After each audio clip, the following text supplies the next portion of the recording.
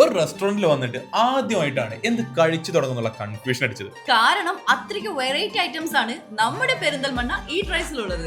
അതും റൈസ് ഐറ്റംസും ഗ്രിൽഡും ഫ്രൈഡും എന്തിന് അവിൽ മിൽക്കിന് വരെ 20 തരം ഐറ്റംസ് ഇവിടെയുണ്ട്. ഫസ്റ്റ് നമുക്ക് ബിരിയാണിന്ന് തുടങ്ങാം. ബിരിയാണിയുടെ മസാല അടിപൊളിയാട്ടോ. ബിരിയാണി കൂടാതെ മദ്ദൂത്തും മന്തി റൈസും നമ്മൾ ട്രൈ ചെയ്തു. അതൊരു ഭയങ്കര ടേസ്റ്റാണ് സീരിയസ്ലി പറയാൻ. ഭക്ഷണം കഴിക്കുന്ന സമയത്ത് നമുക്ക് പെരിന്തൽമണ്ണയിൽ ഒരുപാട് ലാൻഡ് മാർക്കുകൾ, പഴയ ഒരുപാട് ചരിത്രങ്ങൾ ഒക്കെ നമുക്ക് ഇവരുടെ ചുമരിൽ ഒരു ആർട്ട് വർക്കായി ചെയ്തിട്ടുണ്ട്. നൈസാണ്. ഇനി നമ്മൾ അൽഫാമിൽ ട്രൈ ചെയ്യാൻ പോകുന്നത് ചിക്കനും ഫിഷും ആണ്.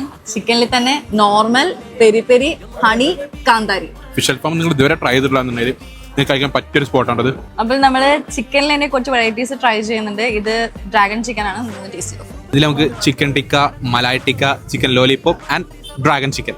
പെരി പെരി തന്നെ സ്റ്റാർട്ട് ചെയ്യാം. ഹണി ആക്ച്വലി ഇല്ലാത്ത ഓവർ സ്വീറ്റ് ഉണ്ടാവാറുണ്ട്, പക്ഷെ ഇവിടെ ഒരു മിഡ് സ്വീറ്റ്.